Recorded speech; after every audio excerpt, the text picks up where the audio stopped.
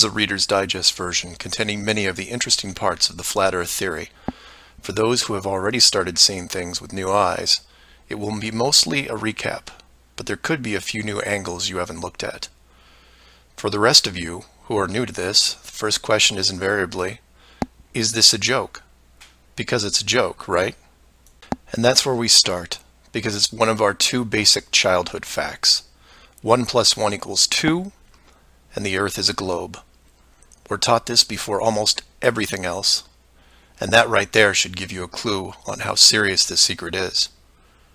But for those who have forgotten their history, here's the modified Men in Black version. For the first 4,000 years of our civilization, we believed that the Earth was a flattish disk, surrounded by a solid dome barrier called the firmament. All of the 5 major religions had their own version of this, and the churches enforced the belief. Then, around 1514, a man named Copernicus created a new model of the world. He stated that if the Earth was spinning around 1,100 miles an hour and circling the sun at 60,000 miles an hour, the world was then round. And while the math more or less worked, there was a problem. It was 1500, and the technology to prove such a theory wasn't there. The first balloon to carry people wasn't invented until 1760. Sailboats were the only travel over water, and the fastest thing on land was a horse. But the new worldview was promoted and took hold. The religions adapted to handle the new reality, and life moved on. More importantly, the globe model was quickly introduced into the education systems. Over the next 500 years, the challenges to this model faded, to the point where the globe was accepted as universally as physical laws such as gravity. Read that again if you didn't absorb it. For 20 generations, people believed that the Earth was round because there was a globe in every classroom they sat in. There was no proof. Hundreds of years went by, and still civilization had no way of proving the theory. Planes were invented around 1900, but until 1957, nothing could go high enough to give a true perspective of where we lived. And that's when everything got strange.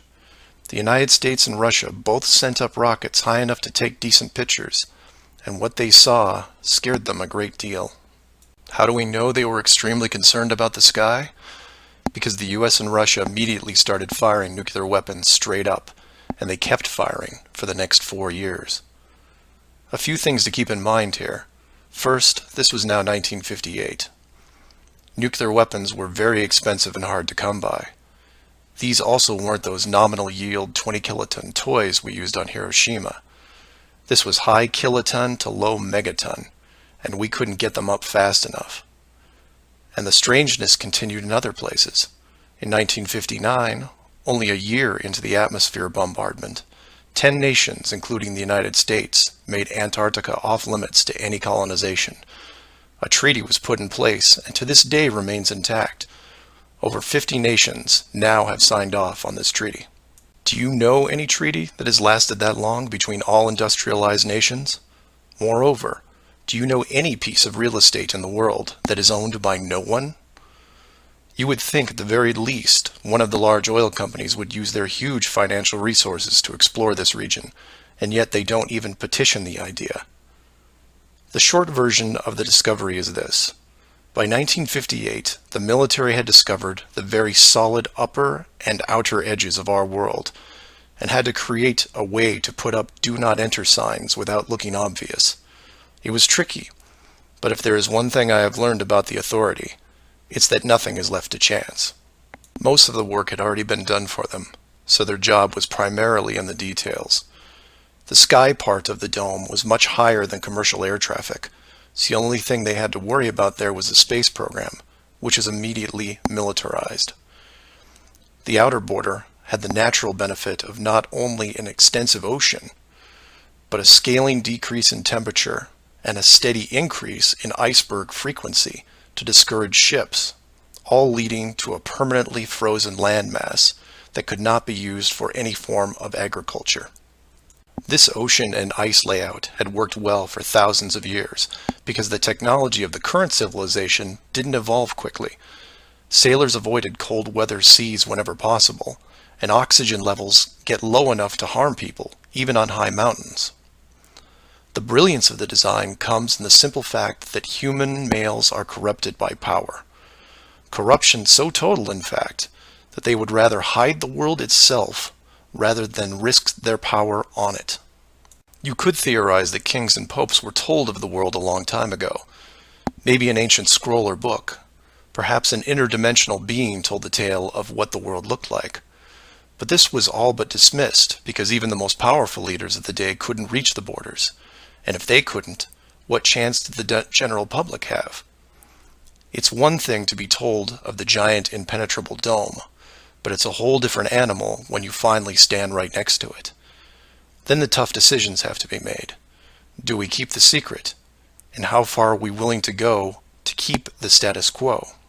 Once they decided to keep the secret, no expense was spared. The rapid progression of rocketry science had to be addressed quickly, and so the moon missions were created. Matt from the NASA channel was right in his thinking that you needed the moon mission event to stage a picture of the Earth from deep orbit, and that couldn't be more true. Establishing NASA as the frontrunner of space exploration also diverted people who would have otherwise created their own space companies for profit. The best engineers, technicians, and pilots were recruited to the NASA space program. Once there, they were compartmentalized on a need-to-know basis. The astronauts know of the deception and are sworn to secrecy under the penalty of whatever motivates them. Private space programs are discouraged, sabotaged, or absorbed into the NASA fold. Private sector spacecraft are just not going to be allowed for several reasons.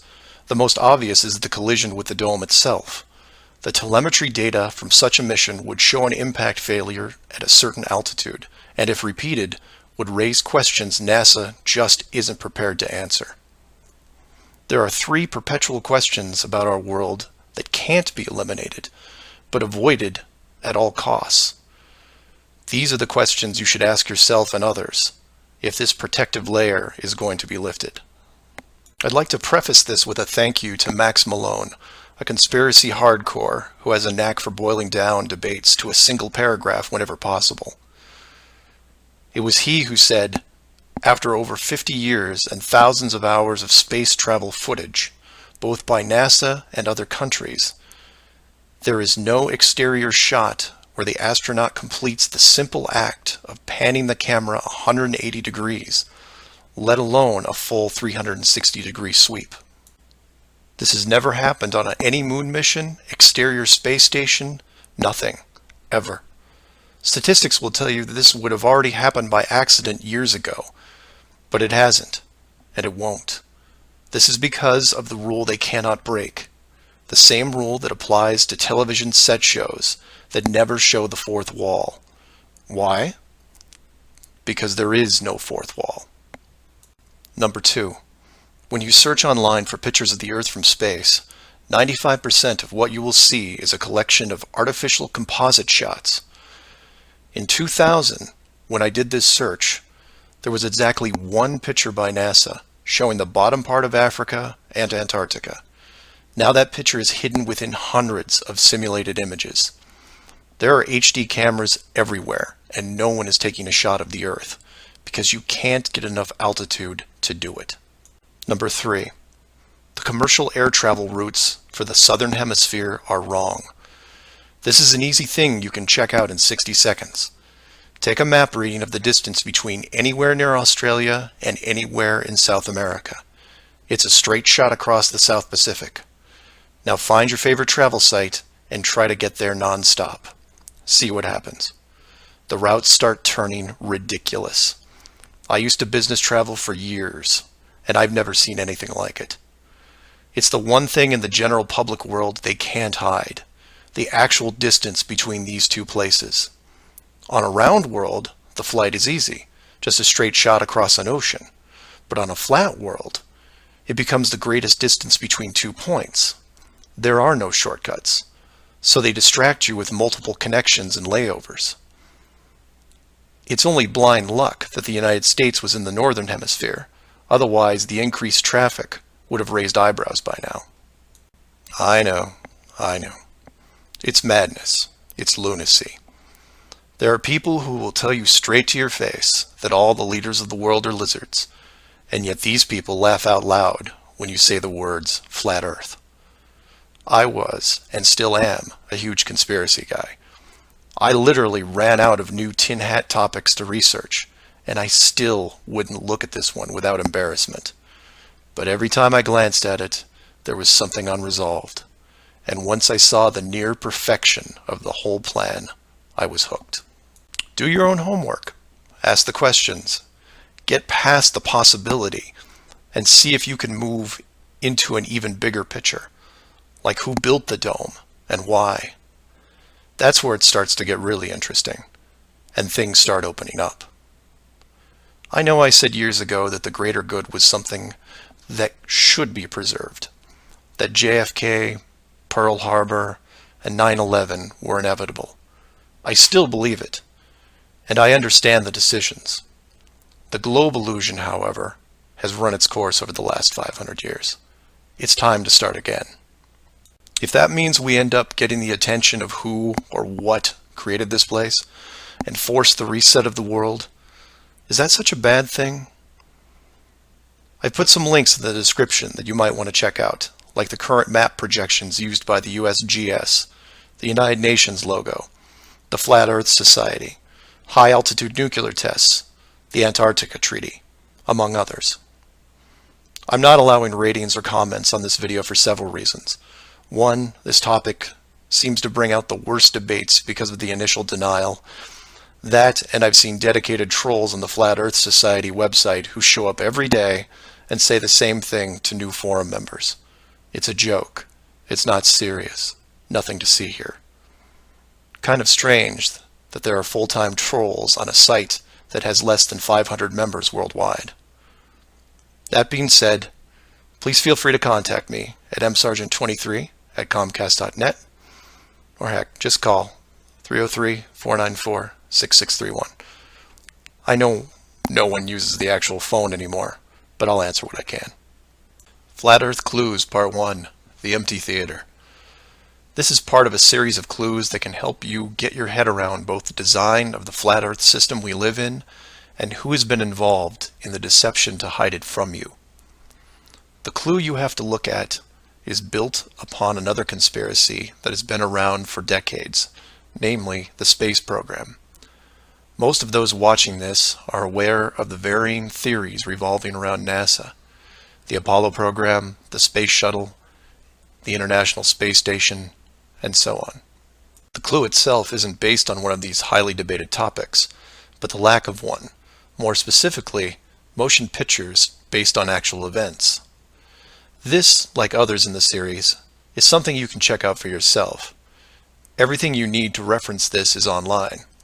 To begin, think of all the movies involving space travel that you've seen in your lifetime. You'll start with the obvious: Star Wars, Star Trek, Alien, just to name a few. In fact, if you go through your own personal list, you could probably come up with over 100 different off-world movies without breaking much of a sweat. That part is easy. For the second group, try to come up with space movies that aren't fantasy-based. You'll get a list that has Red Planet, Gravity, Mission to Mars, 2001, things like that. These films will usually take on a not-so-distant future theme and where we could be down the road. And it's still a pretty good-sized list. These first two groups of films are encouraged by the authority because they reinforce the globe model through assumption. The entertainment system demands that the globe view and solar system concept is a given. Therefore, the actual worldview must also be true. Or to put it another way, if you're using your suspension of disbelief as you watch a movie like, say, Gravity, then subconsciously you're reinforcing the movie right on top of the real world. The more of these movies you watch and enjoy, the more the lines blur between what you want to believe and what you actually know. Watch enough movies about Mars, and you will be less astonished when NASA announces an actual mission to Mars. Same with the Moon, other solar systems, and so on. Releasing the movie 2001: A Space Odyssey in 1968, right before the actual moon missions, was no accident. It took the greatest director of all time 5 years to make, and several people who saw the theater screenings claimed that many military groups were listed in the credits, only to be removed years later. But 2001 is just a side note of this clue. For those who really want to dig into Stanley Kubrick's hidden vision, I highly recommend the documentary Room 237. A link to it is below as well. Now you are aware of the first two groups of space films. There are those that contain generous amounts of fantasy, and those who try to paint our near future. These two groups are easy to find. The third group is a challenge, and again, that's where things get interesting. The moon missions concluded in 1972, and even though it's still considered the greatest achievement by mankind, no fact-based movies were made regarding it until The Right Stuff was released in 1983. Now you might say that it had only been 11 years, and maybe it was tough to get the rights, and so on. But that's not what made the film interesting. The movie ran extremely long for 1983, coming in at 3 hours and 12 minutes. It was an exhaustive look at the astronaut selection process, the competition, and the training facility itself. But when the credits rolled 3 hours later, chronologically, they had only gotten to the low Earth orbit missions. Just for fun, Google The Right Stuff movie and see how many spacecraft you can find. It won 4 Academy Awards and did a great job at the box office, but the Apollo missions were never touched. The only other major motion picture that involved the actual moon program was Apollo 13 in 1995, a full 12 years later. Apollo 13 only covered a single moon orbit and no landing or close-up reference to the previous missions below them. And after 1995, that was it. Nothing. Hollywood is known for leaving no stone unturned, with reboots and sequels to nearly everything. Yet in almost 60 years, there has never been a single moon mission movie based on actual events. Hundreds of science fiction films reference in it. Everything from Superman to the Transformers. But literally nothing that covers the moon's surface. 6 complete moon missions involving multiple vehicles, moon buggies, playing golf, and no one wants to touch it. Now, to be fair, there was a TV miniseries in 1998 covering the subject. It was produced by Tom Hanks, who got involved after starring in Apollo 13. There has been no professional production of any kind since then. Again, just for fun, Google From Earth to the Moon TV series and see what you find. The why is easy, and the clue revealed. If Hollywood makes a movie about the moon landings, and it's indistinguishable from the real thing, then how do you know which is real? It raises some subtle questions involving stage technique and how long they've been in place. If Hollywood could fake it now, then when did they first have the ability? There is one other movie which stands out, and I mention it because I can't believe it ever got made, is Capricorn 1. The film's plot involved the faking of a Mars mission and how it could be accomplished. In short, it's part of the Conspiracy World Bible. I highly recommend it, and the link is below. To summarize, all space movies are encouraged by the authority, except for the ones that are based on actual accounts. Those are not allowed. The moon program has been buried in entertainment because the moon cannot be reached. It's either outside the barrier or just a highly rendered image, like any planet you see when entering a video game. The world is flat, and this is just one clue. So do some of your own research and ask questions.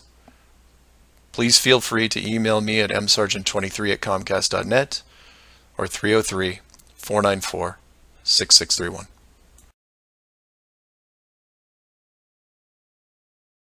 Flat Earth Clues, Part 2, The Bird Wall. This is part of a series of clues that can help you get your head around both the design of the flat Earth system we live in and who has been involved in the deception to hide it from you. This clue revolves around one of the most remarkable men you may have never heard of, Richard E. Byrd, and his relationship with Antarctica and the secretive missions he carried out there until his dying day. Some of you have followed the legend of Richard Byrd through the hollow earth theory. We aren't going to be covering any hollow earth in this video, but instead focus on the man and his involvement with the South Pole. The Reader's Digest version of Richard Byrd is as follows. Born in 1888, he became an American naval officer who specialized in feats of exploration. He was a pioneering American aviator, Medal of Honor winner, polar explorer, aircraft navigator, expedition leader in the worst environments in the world, and the youngest admiral in the history of the Navy. In addition, his list of awards takes up several pages in Wikipedia, including 3 ticker tape parades in his honor. In short, he was Indiana Jones on steroids. Some people will say that Roy Chapman Andrews was the real Indiana Jones, and you might be right. But Richard Byrd beat Indy 6 days a week and twice on Sunday. I mention all his accolades to paint a picture of credibility and trust. The governments of the United States and the world trusted his judgment and leadership, and took advantage of every chance they had to put him in charge of special missions. The first large-scale mission was an expedition to Antarctica in 1928. This was noteworthy because even though he had just flown over the North Pole in 1926, all expeditions from 1928 on were focused on the South. The expedition lasted 2 years, and during it, at the age of 41, he was promoted to admiral. His second Antarctic expedition ran from 1933 to 1935, and his third from 39 to 40. While in Antarctica, he was also an advisor for other countries who had their own expeditions, including England, France, Germany, and building off previous countries' expeditions from Belgium, Japan, and Sweden. He then helped lead U.S. Navy fleet operations in World War II, was present during the Japanese surrender in 1945, but then something strange happened. He went back to Antarctica. Now, some of you aren't surprised because he'd been there since 1928, and I agree with you. It's the how that's interesting here. His fourth trip to Antarctica wasn't an expedition. It was a military operation called Operation High Jump. Commanding an entire aircraft carrier group that included 13 support ships, Admiral Byrd led 4,700 men to the South Pole, for reasons that are still shrouded to this day. Some say they were chasing the remaining Nazi fleet, even though Germany had surrendered a full year earlier. Others say there was a Nazi base established in Antarctica during the war, when Admiral Byrd was absent. None of these theories are important for this video. What we do know is that the U.S. had sent an excessively large military force to the ice, all under the guise of peaceful intentions. During this operation, Admiral Byrd told a Chile newspaper this: "The most important result of his observations and discoveries is the potential effect that they have in relation to the security of the United States. The fantastic speed in which the world is shrinking," recalled the Admiral, "is one of the most important lessons learned during his recent Antarctic exploration. I have to warn my compatriots that the time has ended when we were able to take refuge in our own isolation and rely on the certainty that the distances, the oceans, and the poles were a guarantee of safety." After the operation, Admiral Byrd toured the States and gave interviews, the most interesting of which is a national television show in 1954 called The Long Island's Chronoscope. A horrible name, but a decent show. I've added a segment of it at the end of this video and linked it in the description. During this television interview, he first spoke of an area beyond the South Pole as large as the United States, which no one had set foot on yet. He then went on to say that there would probably be expeditions year after year because the U.S. government had really become interested. The interviewers then probed as to why the interest in the South, when any perceived military threat from Russia, keep in mind this was 1954, would be from the North. He went on to say that it was the most valuable and important place in the world for science. It involved the future of the nation, an untouched reservoir of untapped resources, including coal, oil, minerals, and uranium. He added that at the time of the interview, there were 7 nations currently engaged in Antarctica, including Russia, Australia, Argentina, Chile, and New Zealand. During the interview, the Admiral talked about planning the next military mission to Antarctica. It was called Operation Deep Freeze and ran from 1955 to 1956. The mission was completed, and he supposedly returned home. Now this is where you come in and say, so what? And normally I'd agree with you, except for what happened next. Nothing happened next. The missions just suddenly stopped, and that was it. No other expeditions, military or otherwise, were conducted on the continent, ever. Then a treaty was put in place banning any country from doing basically anything. The end. And if you're wondering what you're missing, it's this. Admiral Byrd goes on television, says that this massive body of land, most of which sits on a plateau 2 miles high, is rich with every resource you could ever want, energy rich, pristine, with no indigenous population or plant life, and every country that has sent teams is ready to carve it up like a big turkey. Not to mention, there's an expanse of land larger than the United States they haven't even looked at yet. And out of the blue, everyone just calls the whole thing off? There are no environmentalists in 1959. This is land of diner food and 20-cent gas. I'm calling total BS on this one. The dollar value of the initial resources find would have fueled armies of greedy companies. So what happened? They found the edge, that's what. And the last thing they were going to do was let unsupervised companies near it, regardless of the money. Even if it was hundreds of miles away, you couldn't allow resource corporations even into a safe area, and then years down the road as they expanded, tell them, oh, sorry, you can't go beyond this point. When the companies would ask why, what would you tell them? And now the interior of Antarctica is off limits, with no revisions until the year 2041. You can take tours of the outer islands, but there is a hidden line enforced by the military that you will not be able to cross, because the interior is actually the exterior edge. It's there, it's hidden, and it's protected. The Earth you live on is flat. So do some of your own research and ask questions. Please feel free to email me at msargent23@comcast.net or 303-494-6631.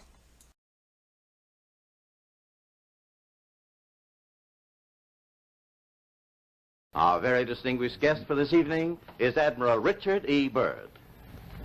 The North Pole used to be a no man's land, but these are the days when, by buying a ticket on a commercial airliner, you can fly across the North Pole and drink a cocktail at the same time. Yet only 70 or more years ago, about 35 years ago, our guest tonight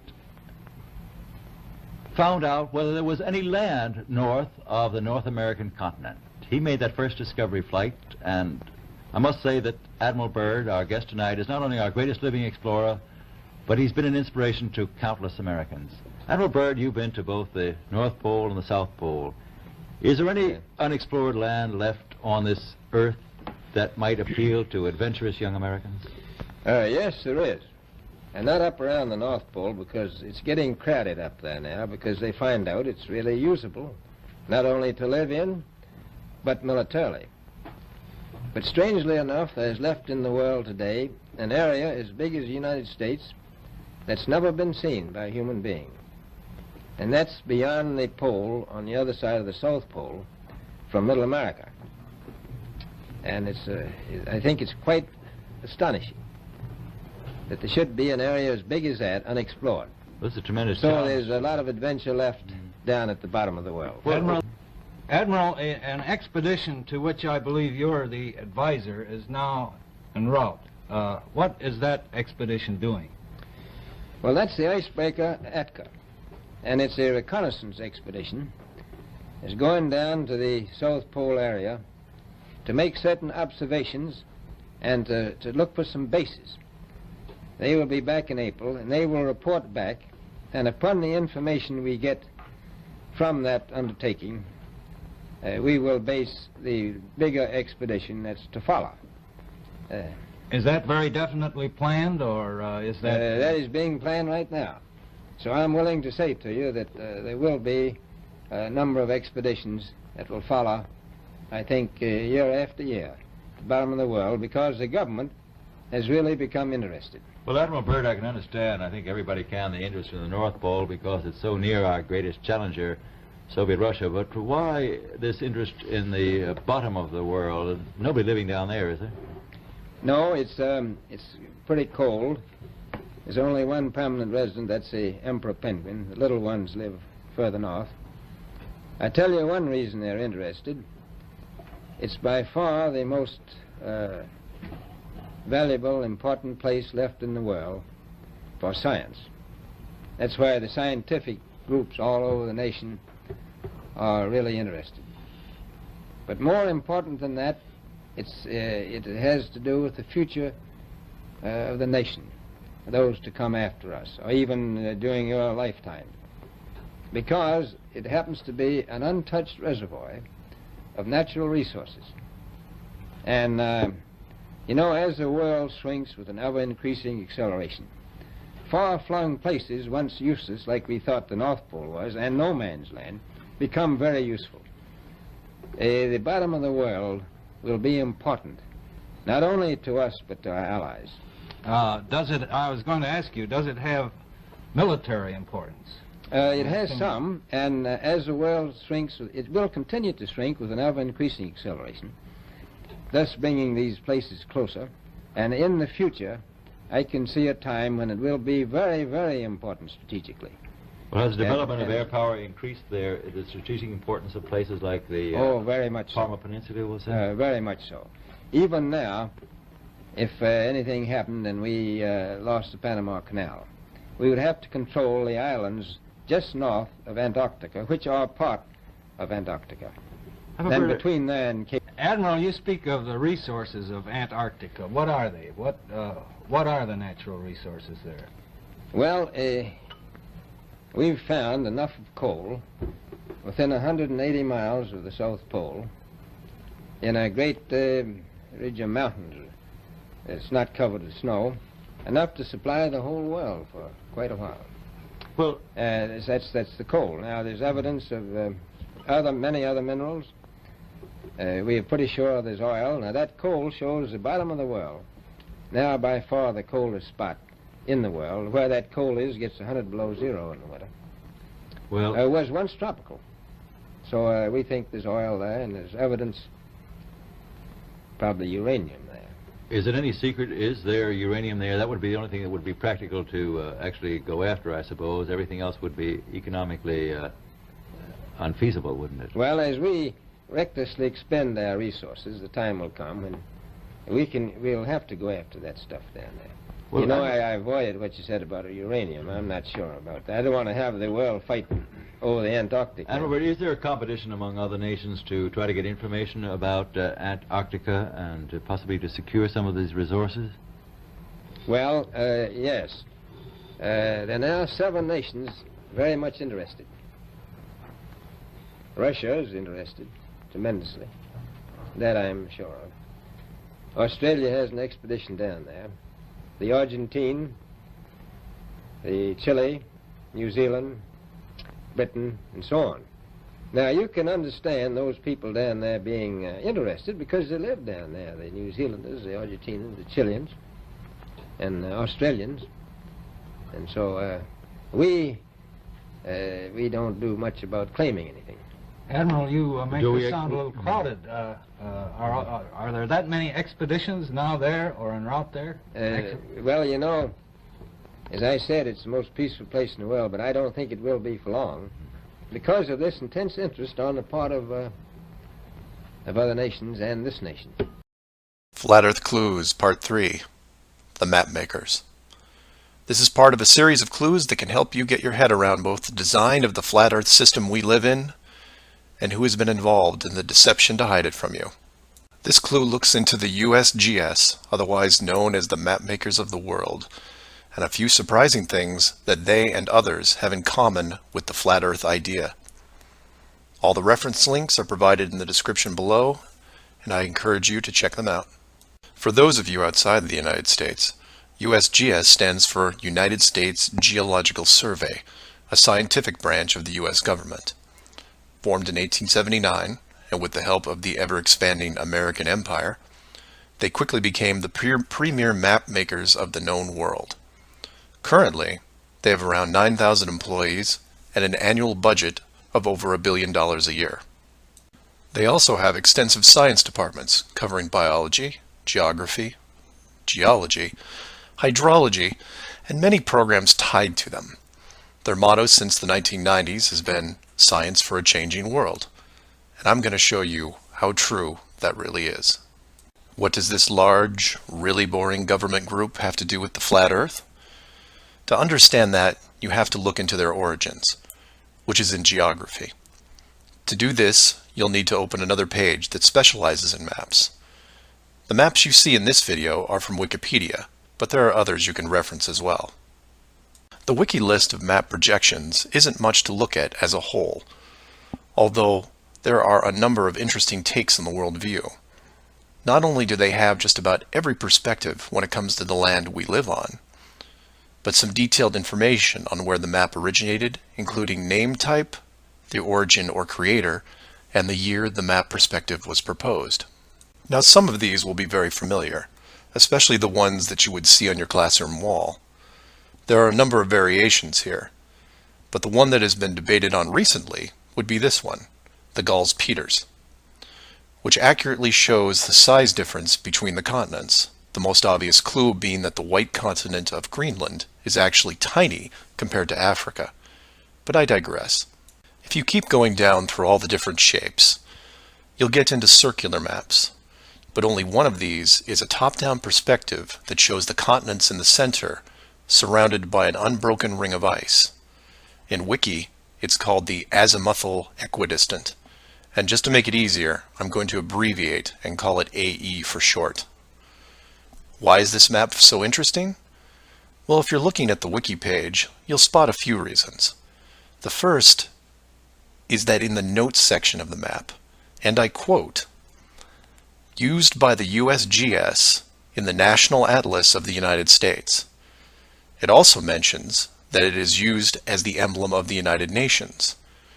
Of all the maps on this screen, it is the only one that references a group of any kind. And if you keep this page open and navigate over to the Flat Earth section of Wiki, you'll notice towards the bottom of the page a similar map.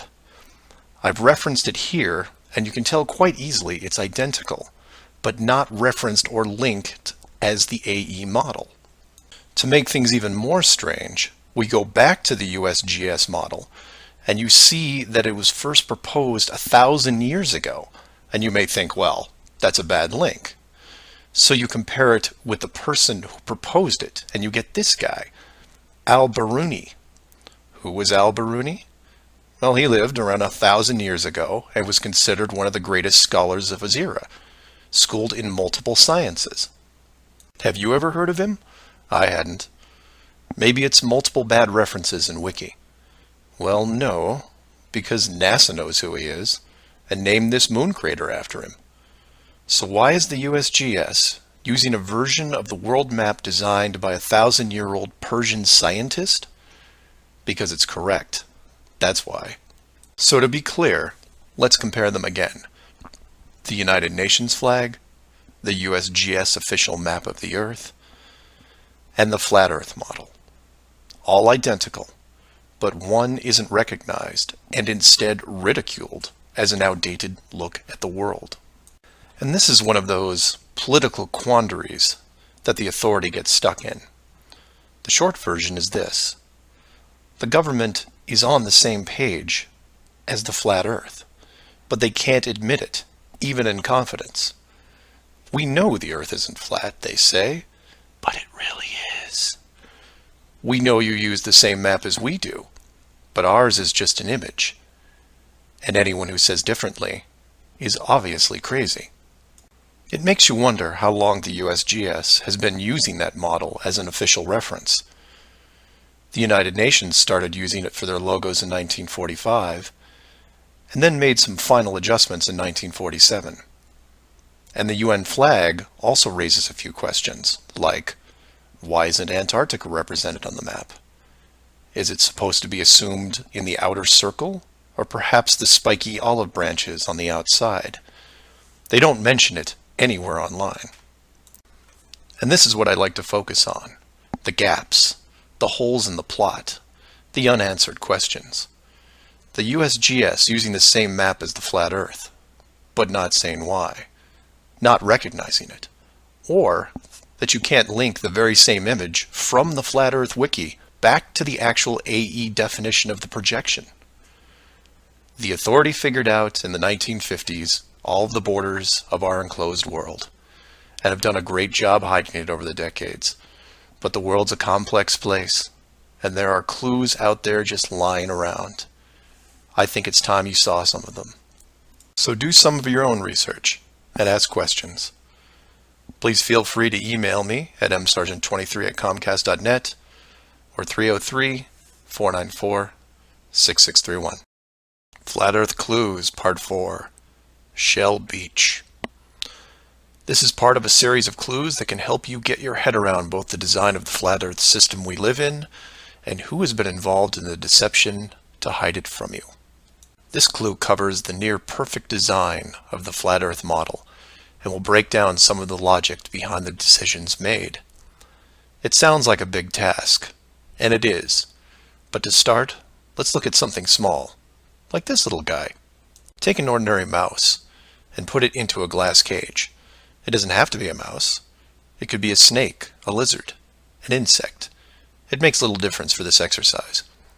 People identify with mice because they're used to seeing them in lab experiments. Mice also don't have any sinister connotations.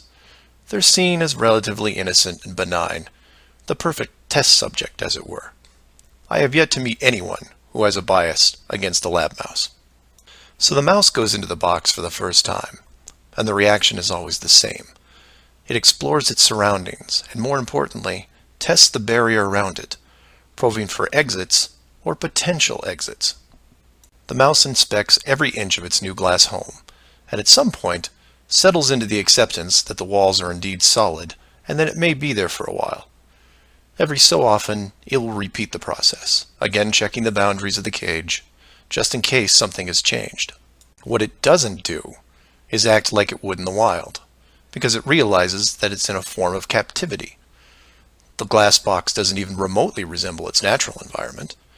You could put this box in the middle of a forest and the mouse may feel slightly better about its situation, but it still knows that it's been trapped against its will, and will settle into a non-native lifestyle.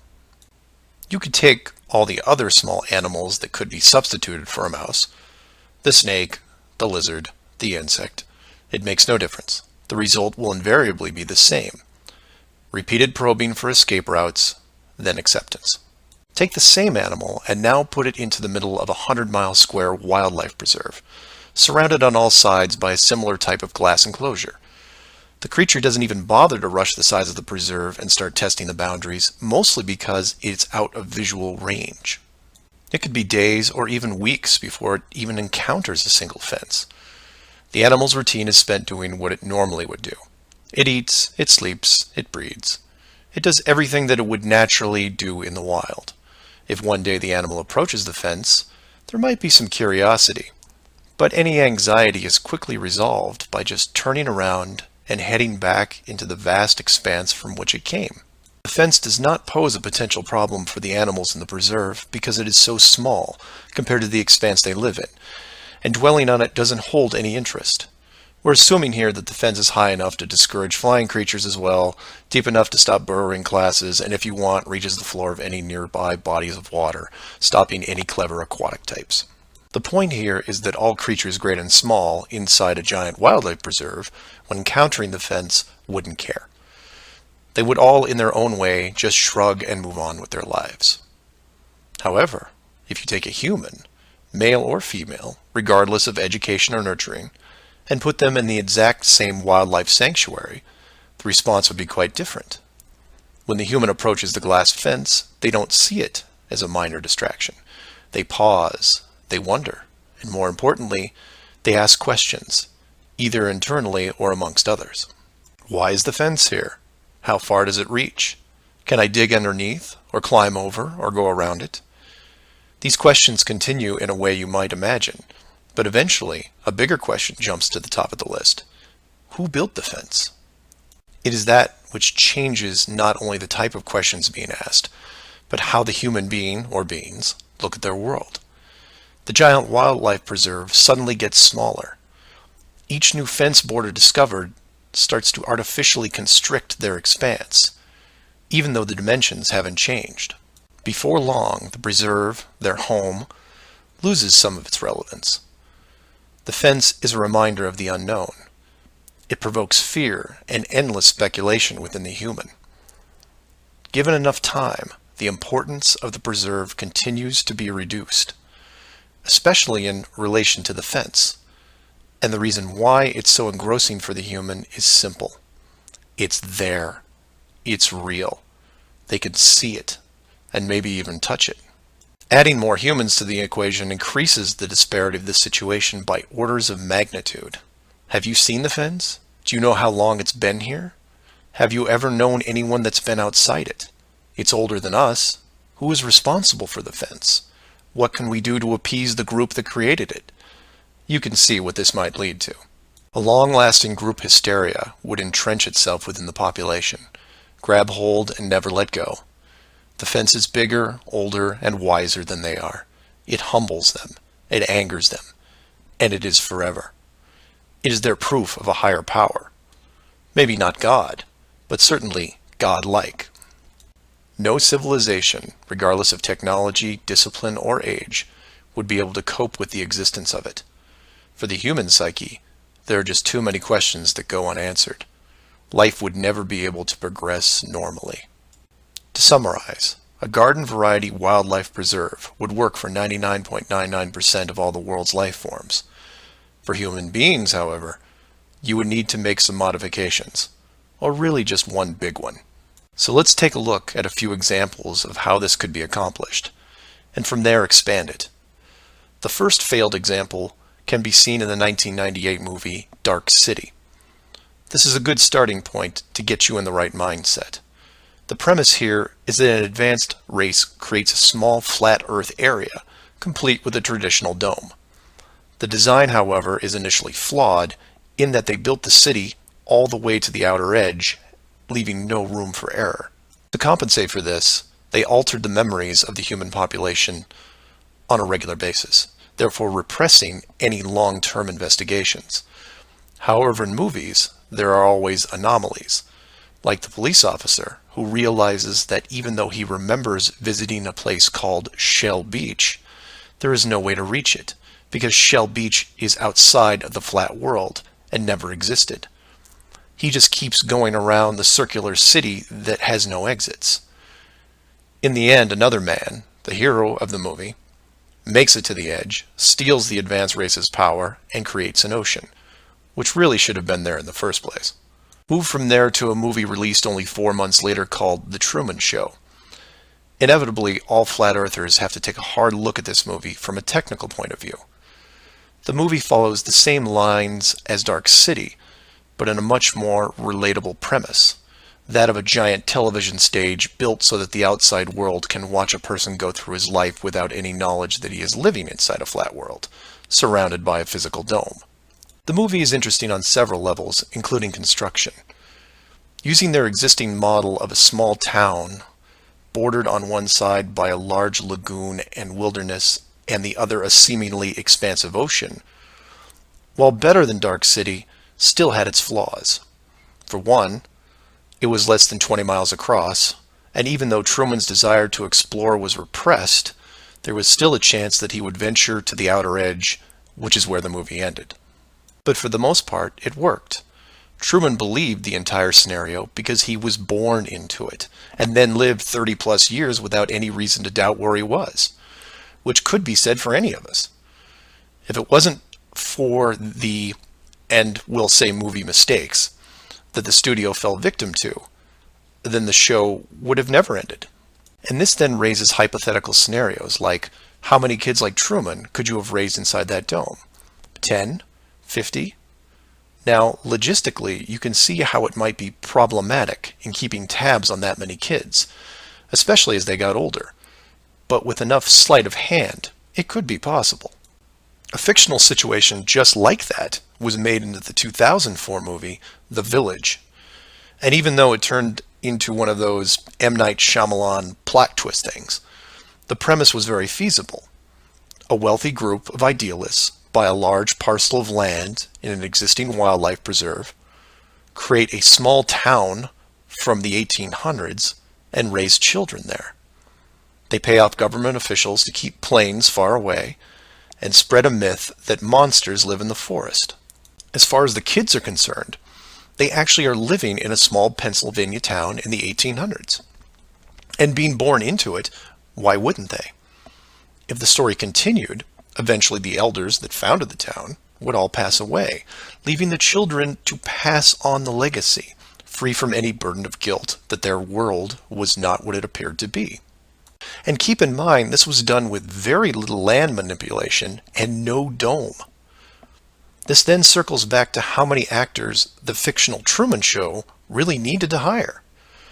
Other than the leads who did product placement, the rest of the town could actually just live their lives like anyone else.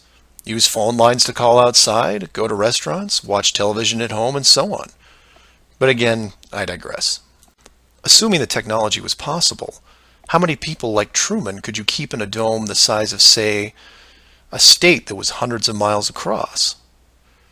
Probably thousands. If you kept expanding the size of the dome to a few thousand miles, well, then you're talking millions.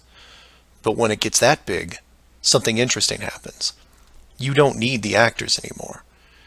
Start it up like The Village, and within just a few generations, everyone is oblivious. And you can leave them to their own devices. Starting to sound familiar? In fact, the larger you make the enclosed world, the less micromanaging needs to be done. It gets easier as it scales up. This brings us back to the missing modification you need for the human race. To keep the storylines consistent and remove all the hocus pocus of monsters in the woods or that you can't get to Shell Beach, you place in gradual negative reinforcement, one that creates an illusion of choice. Say, for example, that Truman went out in the sailboat the same as before, but this time the dome was twice the size and the simulated ocean far larger. How far would he travel before getting hungry, thirsty, or tired? The movie ending is then in doubt. And if you compare this scenario where you are now, then you start to see it. Look at the flat Earth map again. Continents grouped in the center, surrounded in all directions by hundreds of miles of salt water. Think about how much further ancient ships would have traveled if you could drink what you were sailing on. As you move closer to the edge, the temperature starts taking a nosedive. Then you start seeing icebergs. If that doesn't stop you, then you run into what we call Antarctica, which is a steep climb 2 miles up with no plant life or indigenous livestock animals. And if you had the wherewithal to make it that far, you would still have hundreds of miles of endless ice and snow. It's easy to see why so few people have gone the distance. Compare this to the upper ceiling, which is much easier to maintain. You simply decrease the oxygen rates so that every 1,000 feet up, it gets more difficult to breathe. This slows down exploration over mountain ranges and discourages limited control flight, such as balloons.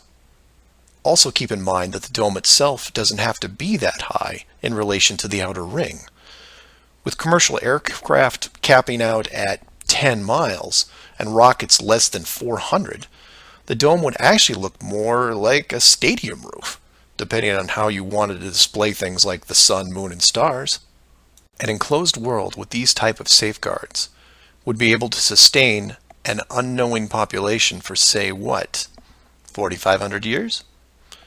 Then you could artificially introduce a globe model into the scientific community before the civilization technology reaches a point that could lead to discovery. And 500 years later, here we are. A civilization inside an amazing structure, doing what we would naturally do, while the authority stands by the gate and fears the consequences if we ever found out for ourselves. So do some of your own research and ask questions. Please feel free to email me at msargent23@comcast.net or 303-494-6631. Flat Earth Clues Part 5, The Status Quo. This is part of a series of clues that can help you get your head around both the design of the flat Earth system we live in and who has been involved in the deception to hide it from you. This clue covers the inevitable and sometimes frustrating question of why the authority would go to all the trouble of hiding the flat Earth. My hope here is to show you different angles and a progression of events, all of which lead to a very changed world, both physically and mentally. To open, we have to go way back to when the world was a much more simple place.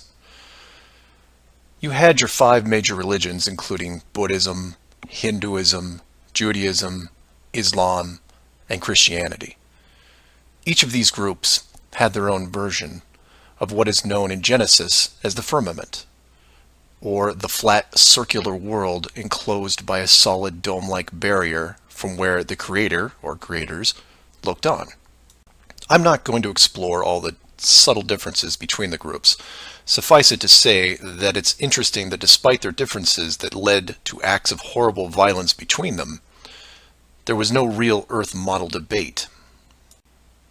So around 500 years ago, the science community, led by Copernicus, who probably had a little help, introduced what we now know as the heliocentric, or globe model of the world, which in turn changed the solar system, galaxy, and so on. The religions, seeing that this globe model was gaining popularity, feared a loss in the fan base, so they all adapted their religion to include the globe model. From their point of view, it was a small change from a circular to a globe world, and really, in a few generations, who would remember anyway? The churches, mosques, temples wrapped up their flat earth model in a metaphoric soft cloth and put it in the drawer with the good silver for safekeeping. Remember this, because we'll come back to it later. And hundreds of years went by, with science promoting all the aspects of the globe, and the religions promoting their beliefs upon this globe. The world kept spinning, so to speak, and everyone was happy. Then in the early part of the 1900s, you get this pesky explorer named Richard Byrd. He has family money, all the right connections, and secures basically unlimited funding and the government green light to probe every piece of unseen territory there is. It was inevitable, I guess. A young man who has an unquenchable desire to see all that there is to see, and then granting him the tools needed to accomplish this goal. He pulls a Truman and gets lucky, crossing the vast salt ocean, avoiding the icebergs, arriving at the frozen coastline, and he keeps going. He was never going to stop. One day, after crossing hundreds of miles of high-altitude ice and snow, Admiral Byrd sees it, a barrier. And to him, it's just a barrier, not the barrier. He is but a tiny speck in front of it. It stretches out on both sides as far as he can see, and straight up so far that he can't discover the beginning of the arc. The great explorer now has a new challenge, finding the shape of this thing. It's much like a blind man describing the elephant. Until you feel out the whole thing, what do you really know? If you look at the AE, or Flat Earth Overhead Map, you see the problem. To even determine the scope of the outer wall, you have to circle it. It would have taken months, if not years. You could use a series of ships going in opposite directions, or planes, but there are refueling stations that need to be built, and so on. His task was challenging to say the least. Admiral Byrd kept laying the groundwork of the great discovery until his eventual death in 1957. A year later, the United States and Russia found the upper edge. From there, the math was easy, and moreover, you could actually see the real world. Then, of course, there is the decision, or deception, depending on how you looked at it. The authority made the call to hide the actual shape of where we live, then sealed off the outer edge from prying eyes, and created the space program not only to reinforce the globe model, but to control it. There was really only one reason they cared about this, and it takes a while to process. So let's look at the immediate effects of actual disclosure and work our way up to the authorities' biggest fear. For this exercise, we'll look at releasing the news today instead of, say, 1958. While 1958 would have been easier, it's much more relevant and entertaining to explain it in modern terms. We start with a press conference by, let's say, the United Nations, who have discovered that the world is indeed enclosed in a giant high-tech dome of unknown origin and age. The public reacts with wonder and awe, trying to take in the sheer scope of this announcement. Facebook crashes, Twitter crashes, entire mobile networks crash. It's like hitting a beehive with a sledgehammer. News organizations around the world send teams to the outer edge to confirm the finding, and the general public is glued to their media devices. That's the good news, the excitement, the revelation, the positive shock. Then the bad news starts coming in waves, some of which you might not expect. The first is the immediate disbanding of NASA and all other world space programs, for obvious reasons. Most governments will secretly pardon these groups and keep them immune from class action lawsuits. The lawsuits themselves coming from NASA investment groups, claiming fraud. Regardless, everyone at NASA, despite their good intentions, is out of a job overnight. And this is where you would say, good, they deserve it. About time they stopped lying to everyone. Oh, but it doesn't stop there, because every contractor and subcontractor that are exclusively tied to NASA, they have to shut down as well. Fine. A few thousand jobs lost. No big deal. And the ripples continue to spread, some bigger than others. Observatories all over the world closed their doors. And the reasoning is this. If you've been looking at the ceiling for decades and couldn't tell it was a ceiling, then what good are you? Every university in the world that has an astronomy or astrophysics program, well, they don't anymore. Stephen Hawking? His book writing days are over. Carl Sagan? No more nova in syndication, I guarantee it. Those professors are going to have to retool their skills and be prepared to answer one giant question. How did you not see it? Weren't there clues? People start finger pointing, and it will continue for years. And still my fellow flat earthers will say, well, hell, that doesn't sound too bad. So some nerds around the world lose their jobs. So what? You don't get off that easy, is what? Finger pointing at the now defunct NASA will then turn to finger pointing at the government, who directed the whole thing. This is where we run into some dangerous ground, involving things like the Ark of the Covenant, the Holy Grail, and the Ring of Power. And you say, you lost me. I was with you until you started bringing up religious artifacts or movies. And you're supposed to be lost. Of the 5 major religions we mentioned earlier, those being Buddhism, Hinduism, Judaism, Islam, and Christianity, none have been able to produce a supernatural object over the last 5,000 years. And trust me, it would be beneficial to do so. The Ark of the Covenant would benefit Judaism, the Holy Grail Christianity, and the Ring of Power, well, that benefits someone else. Maybe I'll leave alone for now. The point is that all religions are actively seeking their leverage against science. You've heard of the division between church and state. Well, here it is. Advantage church. The barrier becomes a giant religious symbol, and since it is backed by the Big Five, it also becomes universal. The Big Five then go into their drawer with the good silver and pull out this belief that was forgotten but not lost, and say, we knew it all along, and science lied to us. Temporarily, all religions unite against science, who has been only moderately weakened by the removal of their astronomy and astrophysics divisions. But the public won't care, because they will listen to the group shouting the loudest, and no one yells louder than the church. They will scream with righteous fury that the dome was built by our God, your God, and the people will turn to science and hear nothing but crickets. And that's where the world changes, because in times of great stress, the public will want words, and while religion has no shortage of them, science simply is incapable of taking leaps of faith. I'll take a glass half full approach and say that anyone listening to this is probably an intelligent, rational person, one who can make informed decisions outside of the conventional doctrine.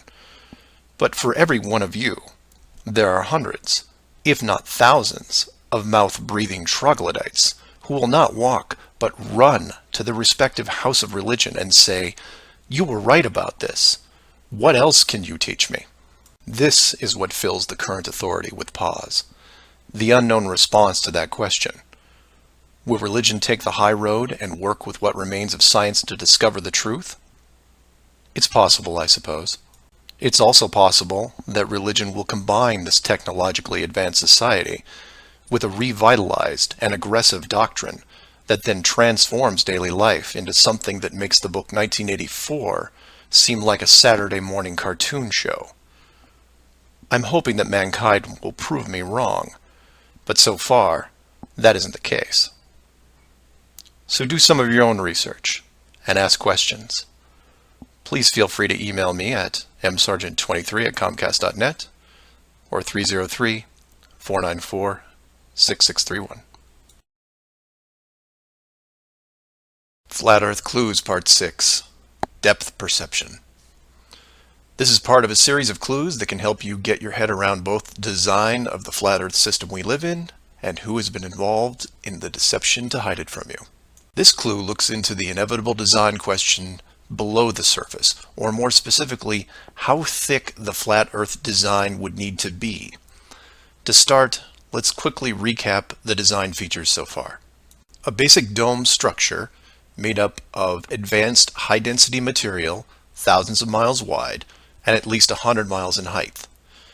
The ceiling of said structure being projected upon by an ultra-high-definition system using super LED technology and a combination of 2D and 3D imaging to simulate all celestial bodies, including sun, moon, stars, and so on. This ceiling is then protected by a scaling decrease in temperature and oxygen levels to the point where human life isn't naturally sustainable above 4 miles. The lower surface of the dome structure consists of an organic layout of continents, grouped at the center, ensuring that no land bridge exists to the outer ring. This is then surrounded by hundreds of miles of salt water in order to limit sea travel. The salt oceans are then adjusted with a scaling decrease in temperature as the outer area is approached, to the point where salt water freezes, forming icebergs, further reducing sea travel. The outer ring is then elevated to a height of 10,000 feet, reducing oxygen levels, and a buffer zone of 300 miles is created. This zone is devoid of all life forms that could be used as food, further discouraging land travel. That all sounds pretty good, but we left out one thing: depth. Keeping human beings away from the ceiling is easy, because it requires higher technology. Protecting the outer ring is a little more difficult, but can be accomplished with layers of negative reinforcement. Protecting the actual common ground is a different challenge, because digging is basic. Everyone knows how to use a shovel, and most construction requires a generous amount of digging. In addition, natural resources such as coal, oil, minerals are harvested through large-scale digging operations. So it's safe to say that any human population is going to be digging a lot of holes, because it's easy and it's necessary to continue their way of life. That being said, how thick would you need to make the flat Earth model so that people didn't accidentally dig their way through? You could use the same method as the outside barrier and create a series of undesirable layers, ending in a solid barrier.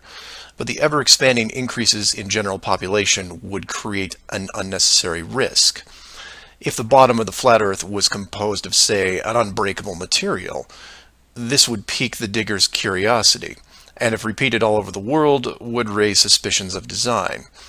while a solid barrier works at the end of a frozen wasteland where no one is venturing or allowed, it doesn't do much if it's found in a mining quarry or someone's backyard. For that, you need something that hasn't been used up to this point.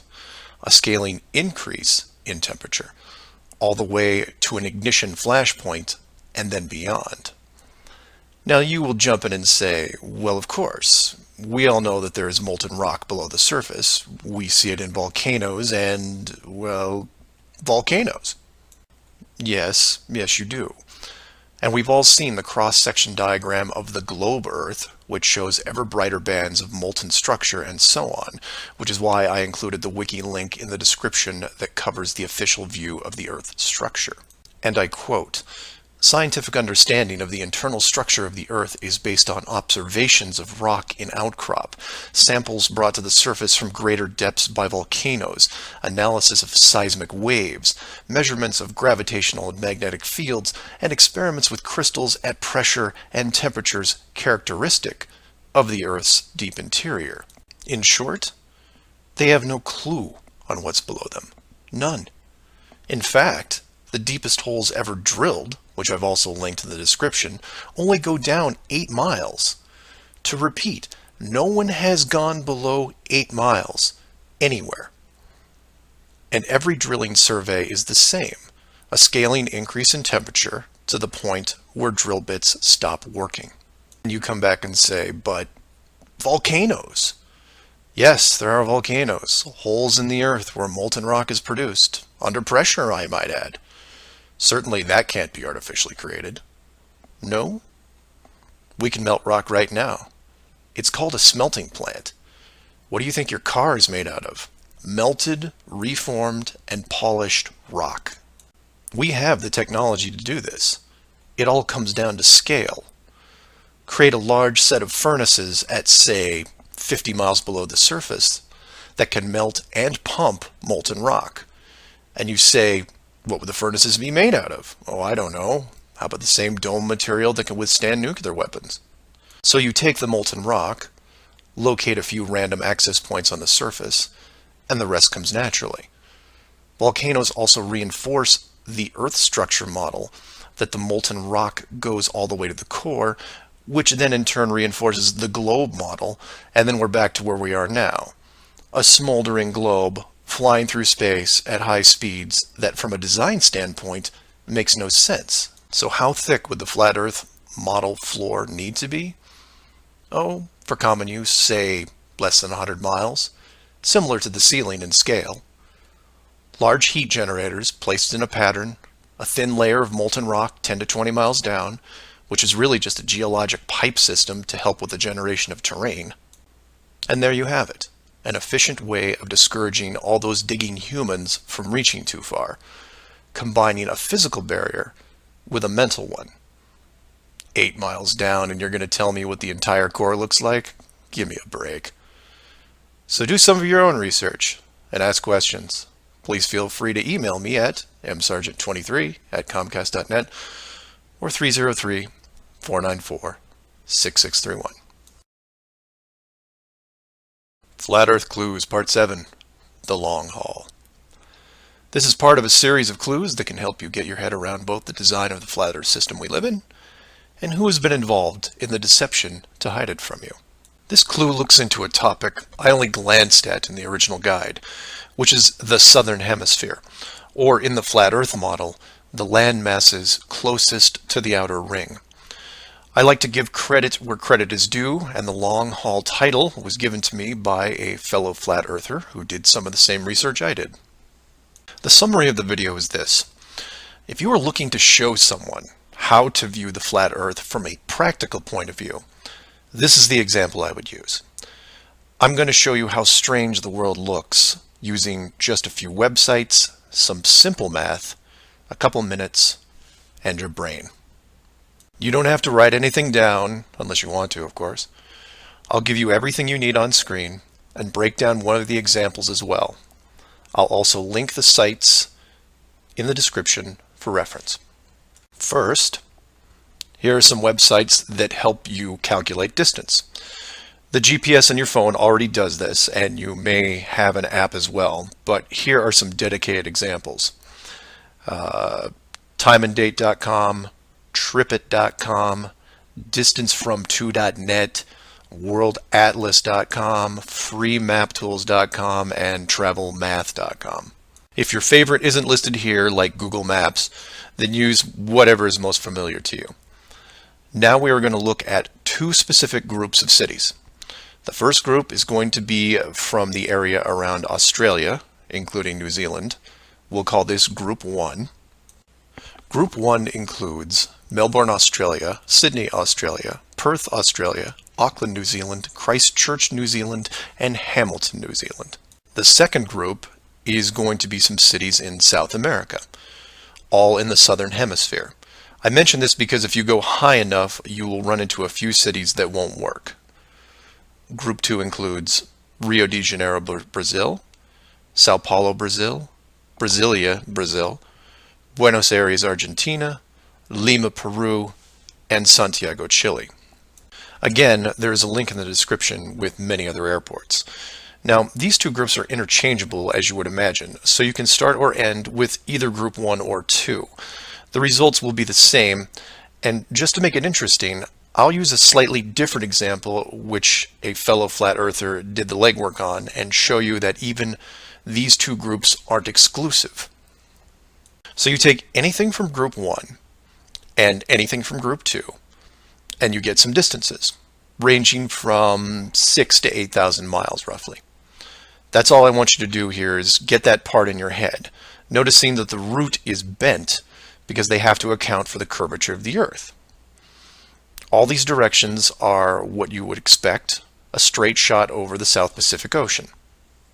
Now, just to prove it's not an exclusive route, instead of starting in, say, Rio and landing in Auckland, I'll start what should be the opposite side in Cape Town, South Africa, which is roughly the same distance on a globe Earth coming in at 7,300 miles. Notice on the map it's still a straight shot through the Indian Ocean and not crossing any countries. An easy route. I try to book my flight. For this example, we use TravelMath, but you can use whatever is easiest in your country, like Priceline, Expedia, Travelocity. It will make no difference because they're all tied to the same system. And this is when everything goes wrong. So the first leg, the airlines don't send me due east, but instead shoot me 4,700 miles almost due north to Dubai. Okay, maybe we're just picking up people. Seems a bit excessive, but I'll go with it. I'm probably comfortable in my seat drinking vodka tonics anyway. And from Dubai, it should be a straight shot home to Auckland, right? No. Now they send me southeast to Melbourne, a mere 7,300 miles. And then finally a third leg from Melbourne to Auckland coming in at around 1,600 miles. I'm rounding up or down to make the math easier. Regardless, the total miles for this flight is almost double what should be expected, coming in at 13,600 miles. In addition, the trip took me 37 hours. How long should it have taken? Well, in a 777, about 12. Now this is where you come in and say, well, it's probably an isolated incident, or some strange connection thing. You know how the airlines are. Oh no, my friends. We can do this all day. This roulette table is rigged, and there is no way to get a fair game. The first part of the clue is the utter lack of non-stop flights from anywhere in this hemisphere, which is why I give you multiple cities in each group. And here's the plot hole for you. Flying from international cities like Sydney, Rio, Santiago, or anywhere else close by, you can't get a single non-stop flight, no matter how much money you pay. I tried to do this for an entire night, and it was like playing an online casino game, one that I was losing most of the time. The connections kept coming in like spam windows. Start in Christchurch, go to Auckland. Start in Auckland, go to Sydney. Start in Sydney, go to Dubai or Los Angeles or somewhere else that makes no sense. Some of these connections took the trip over 50 hours to complete. Go ahead, try it yourself. You may find one nonstop. But even then, the strangeness doesn't end there, because the speed is wrong. For reference, I included an optimum cruising speed guide from a commercial pilots forum that lists all the international aircraft used in these routes. A 777, the current state-of-the-art flagship plane, designed for maximum fuel efficiency, has a cruising speed of 640 miles an hour. 7,400 miles comes in at around 12 hours. Try to find this route. It doesn't exist. It can't. The closest I came was a one-connection flight with a 3-hour layover. The total flight time was 20 hours. 20 take away 3 is 17. Not 12. And this might work if the plane was doing, say, 430 miles an hour. But it's not. In fact, the slowest cruising speed I found was an older Airbus just around 593. But this is all just numbers, right? It is until you pull up the flat Earth map and look at the farthest 2 points, which just coincidentally are anywhere in Australia and most of South America. Or my example of Lower Africa, which you can see isn't west at all. It's a shell game, and a very good one at that. Keep people guessing with multiple connections and layovers, jumping from city to city. People just sit in their seats, trying to sleep through it. And then it hits you. Well, the pilots would know, right? They fly all day, every day. Certainly, they would have figured it out by now. Some of them would get suspicious, sure. Any decent navigator will be able to work out the speed, fuel consumption, and odd connections. But imagine what they would have to get their head around. First, they would have to ignore the world GPS system that has been leading them to their destinations without error. If you want some interesting side reading, check out the link on the history of the GPS. And I quote, "Developed in 1973 to overcome the limitations of previous navigation systems, integrating ideas from several predecessors, including a number of classified engineering design studies from the 1960s. Oh, and by the way, was created by the Department of Defense, the same people that closed off Antarctica. GPS went fully live in 1995. So if you were a pilot before then, you might have been able to pick up a breadcrumb trail. After that, very difficult. Plus, let's say you did figure out that something was off. Who exactly would you tell? The FAA? You would be looking around and wondering why you were the only one to see it. And then what? You make the leap of faith and see that the entire map system is wrong? Never gonna happen. You might as well just tell them that an alien spacecraft followed your plane around for 2 hours. We know what happens then. Start playing Flight Time Casino for yourself. See what interesting things you can discover. And while you're at it, show it to any pilots that you know. But don't forget to leave the words flat Earth out, because that's crazy, right? So do some of your own research and ask questions. Please feel free to email me at msargent23@comcast.net or 303-494-6631. Flat Earth Clues, Part 8, The Creative Force.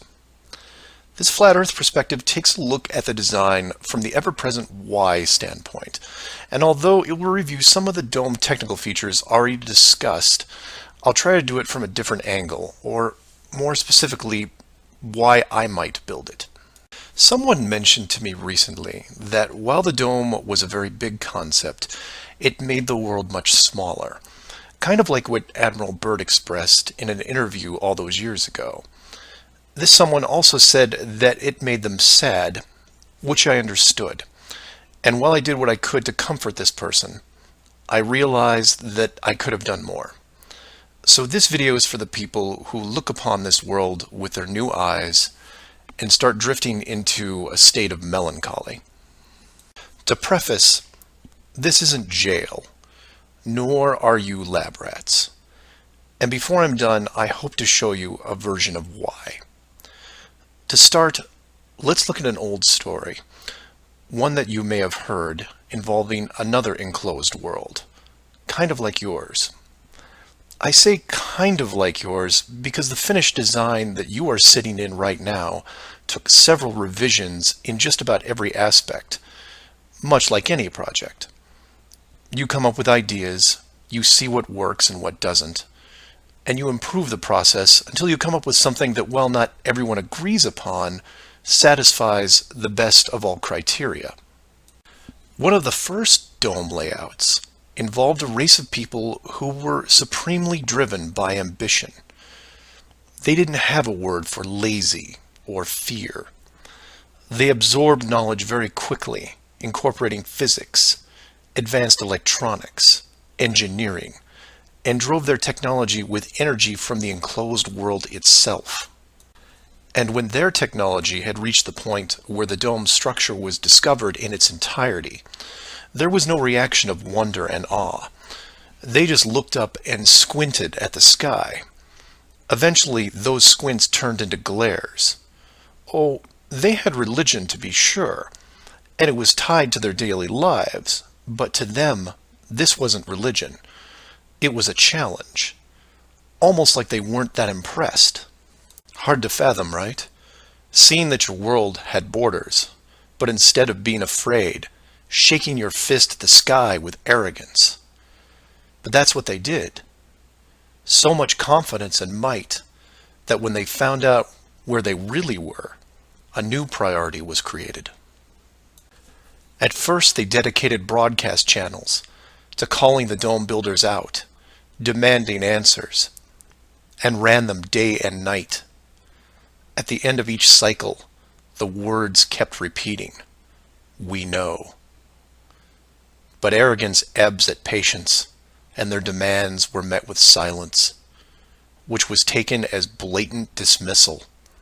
This fueled their ambition even more. The people withdrew all their efforts from breaching the outer barrier and formed a new plan. If the creators were not going to submit, then they would build a bridge and meet them at the gates. So a building was designed. But to call it a building was to call the pyramids a sandcastle. It was the greatest structure ever conceived, at least to them. It was to be over 30 miles wide and hundreds of miles high, enough to reach the dome ceiling itself, where they would meet the builders face to face. They abandoned nature completely and pushed aside ecologic systems to accomplish their goal. They cannibalized entire mountain ranges, which they used to admire and love, to acquire the raw material for the awesome structure. The work crews built with flawless precision, and it was obvious that it was going to succeed. A bridge to the edge of the sky itself. The work would only pause long enough for the mighty armies below to look up and yell, "We come for you," so loudly that on a clear day you could actually feel the dome shake. And the creators, faced with their first great challenge, decided to start again. And the people were changed, their language fragmented so that the builders couldn't continue. The tower was dismantled, their technology removed and forgotten, and the people scattered. A new group was introduced to the dome, divided in every way imaginable, so that unity was next to impossible, and everything slowed down. Languages evolved and devolved into other dialects, and the languages produced text, which produced different forms of culture, and some amazing things began to happen, the most important of which was the arts. The dome builders saw the artistic pool develop into several distinct forms. Everything drawn in any medium on a flat surface. Everything molded that took on a three-dimensional shape. Everything that produced music. All things that make up the human form and motion. And all the written works. Pictures, sculptures, music, dance, literature, the arts. Driven by passion, it is the very essence of what is good in humanity. Once this was recognized, all dome methods put in place were to cultivate and enhance this process. Land masses were adjusted with geology and temperature to support every kind of terrain, with mountains, rivers, oceans, plains, forests, jungles, deserts, all of it stunning, all of it stimulating the human mind, nourishing it. And the modifications continued, with seemingly endless shades of weather. The sky was overhauled, a moon added, and layers upon layers upon layers of stars, so that one day when the people were able to see further than their own eyes, there would still be something new to see. And the arts flourished, but there was a cost. The languages and division of cultures had put the population at odds, and wars were raging at regular intervals. The dome builders debated if the price was too high. Plans were drawn up to make more changes, until they noticed that the arts thrived even through the worst of conflicts, producing grace and beauty despite their burning world. It was wonderful and terrible at the same time, and the debate outside the barrier continued to intensify until a majority spoke out and said, "This world is a creative force, and we must see what it leads to. The barrier must be hidden at all costs." So the globe model was put into the population, and both science and religion adapted to it. The arts grabbed onto it like a new drug, the creative minds of the world exploding with new concepts. Their universe was now infinite, and the rules changed. Science then led to science fiction, which opened up everything else. Books, pictures, sculptures, dance, and music, all reaching deep into space. Decade after decade of wonderful possibilities, rising above the ashes that were at their feet. And it's not just the artists, it's everyone. You affect others, who affect others, who inspire others, who build it, paint it, sculpt it, sing it, who then put it up on a pedestal and hold it under the light and say, "This is a piece of who we are." And for every one of them, there are hundreds of others who, for whatever reason, were unable to express the songs and images and stories that are in their heads. Imagination is far more important than knowledge because it is limitless. It is your shield, your sword against the cruelty of destructive forces. There are those right now who live in chaos, whose life is surrounded by a swirling nightmare from which they think they'll never escape. These are the true warriors of the world, and they are far braver than me. I am humbled by those who suffer the most. Know that mountains were built for you. Oceans were built for you. All of this was built for you, your struggles, and your trials by fire. It may be today, it may be tomorrow, but one day the curtain will close and this stage will be struck. And when the dust settles, no matter where you are right now, you'll see the big picture and have new eyes, and you will be shown what wonder really is.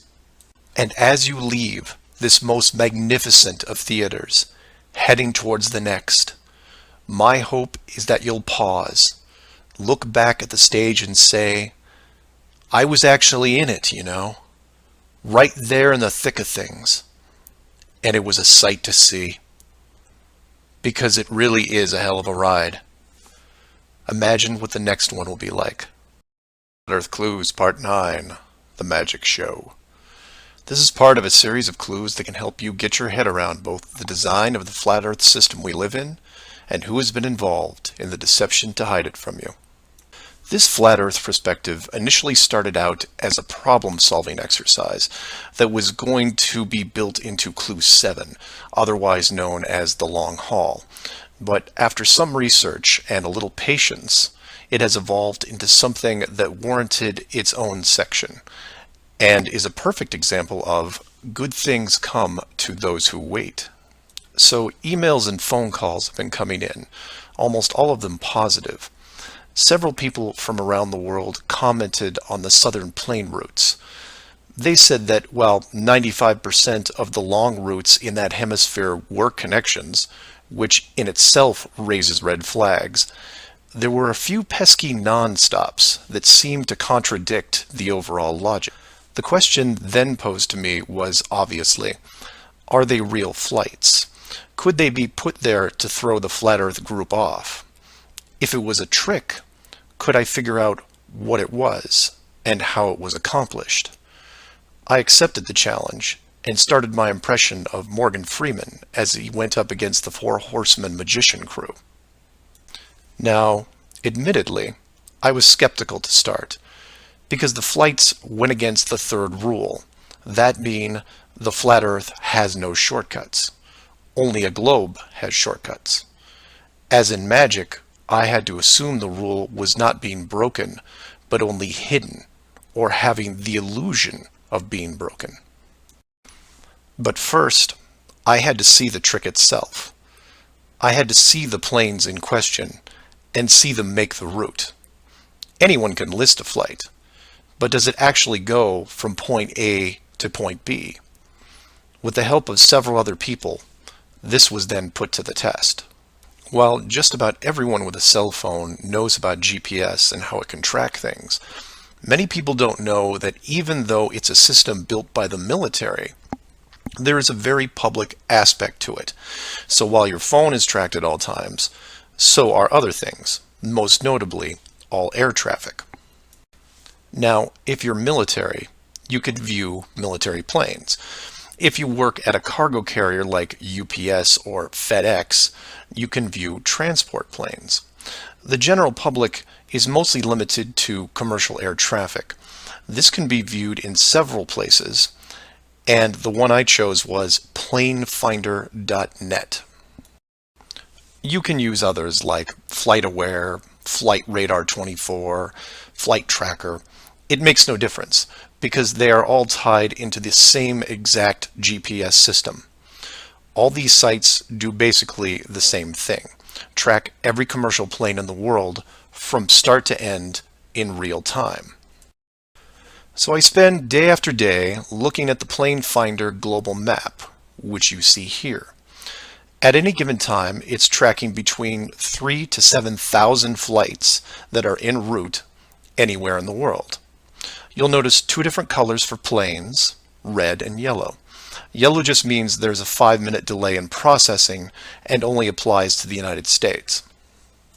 The point here is, in order to prove out these flights that go against flat Earth theory, I need to watch a few as they cross either the South Pacific or Indian Oceans.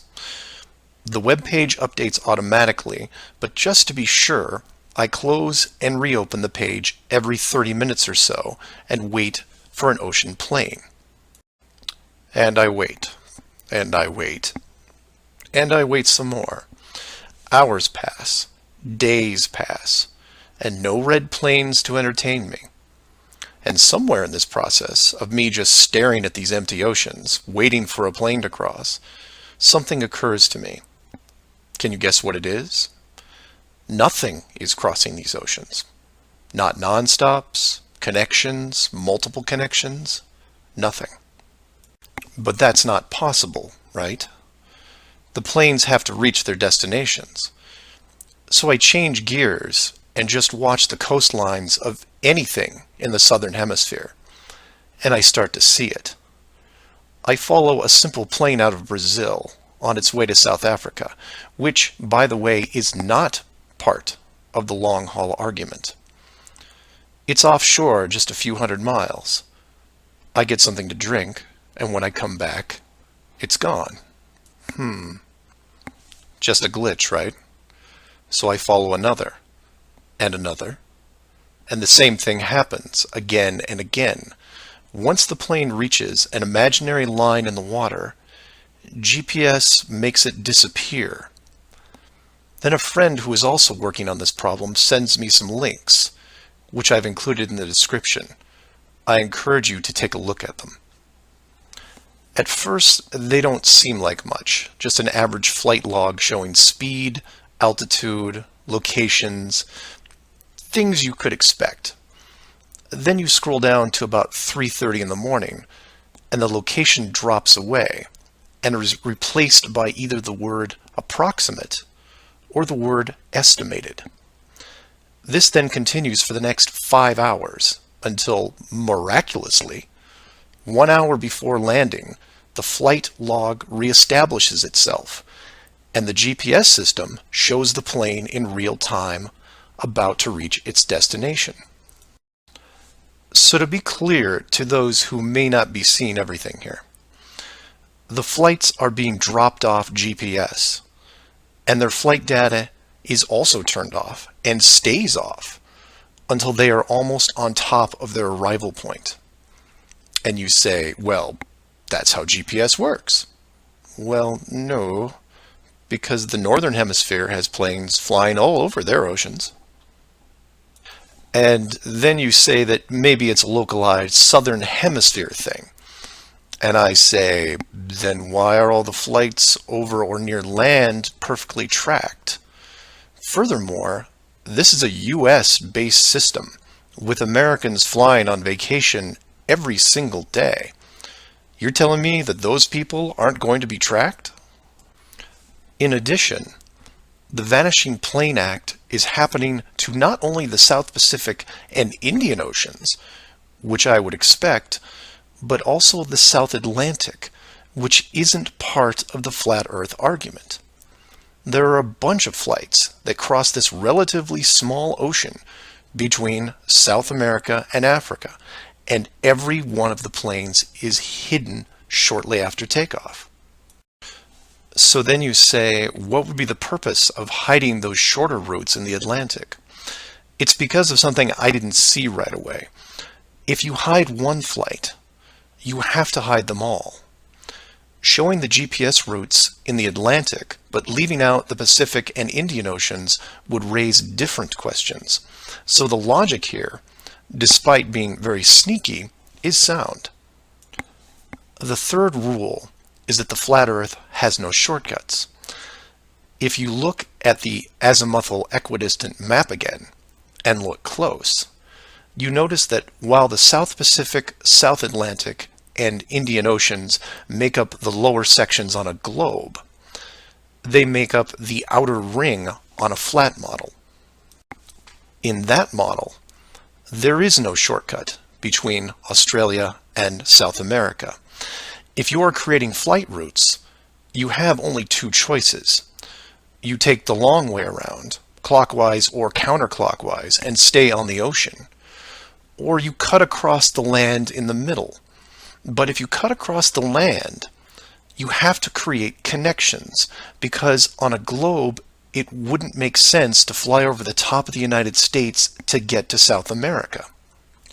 Neither of these choices are ideal. So the authority came up with a compromise.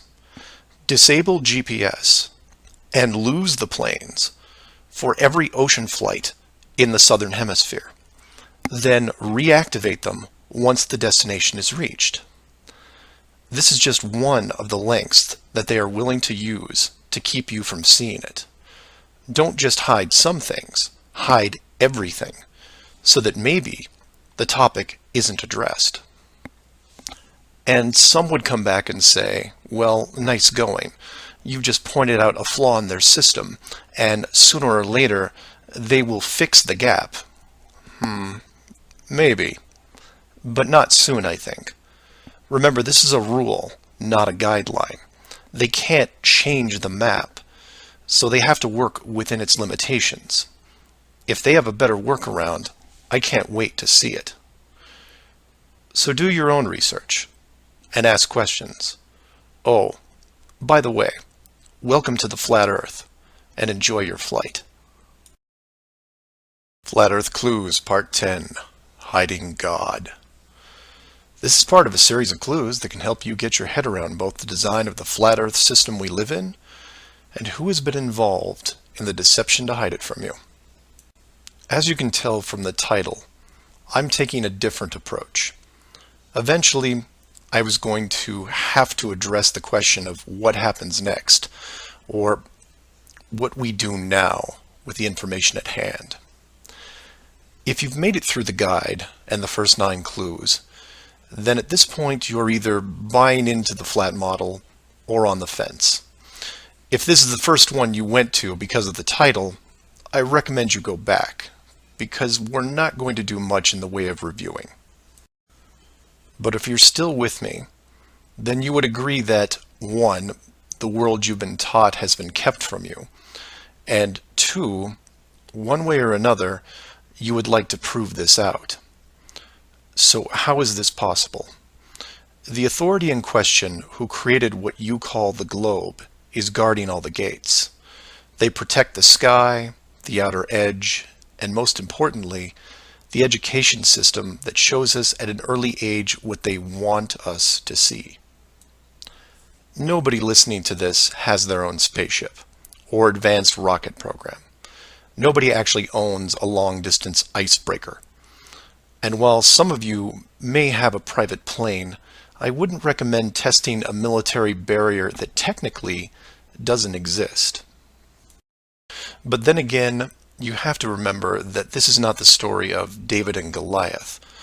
The hidden world was never going to be sustainable forever.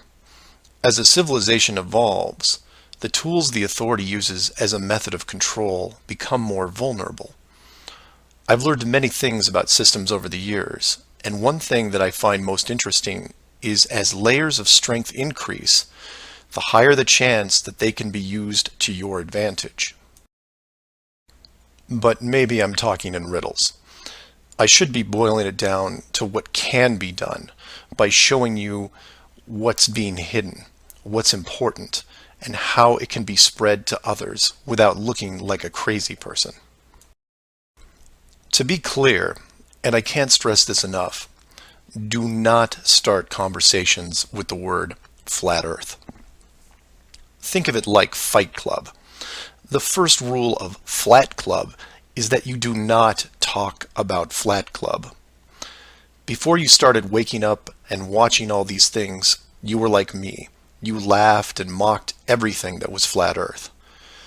You may have learned faster than others, but the knee-jerk reaction by 99% of the people was created the day they sat down in a classroom and stared at the globe.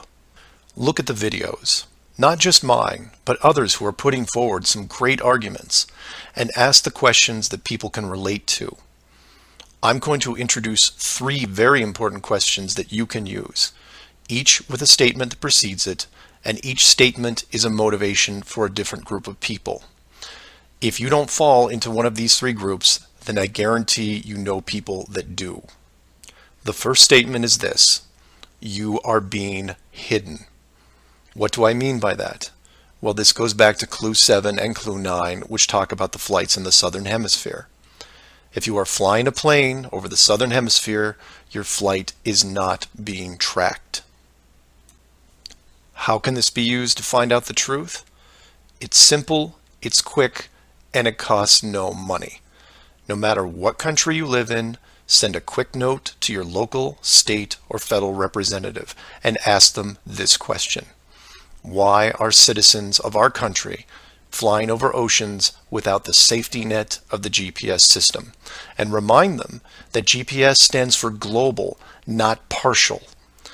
Without GPS, anything could happen to your plane and no one knows where you are. And while you're at it, remind them that the GPS system was built by the United States Department of Defense, who never does anything small. The system that is in effect now has what appears to be huge, deliberate gaps in the Southern Hemisphere only. Do not mention flat Earth. Just voice your concern about the safety of you, your loved ones, and your fellow citizens. Will they get back to you?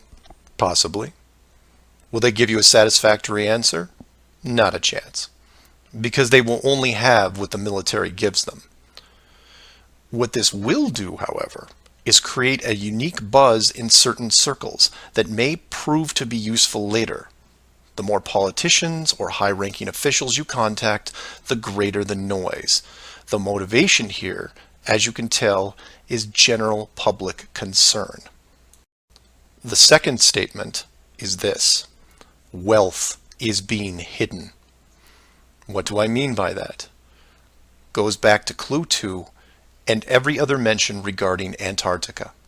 In 1954, it was announced on national television that the continent was just millions of miles of rich energy resources. And by 1959, it was sealed off like Area 51. How can this be used to find out the truth? By contacting anyone you know in either the petroleum, natural gas, or mineral industry.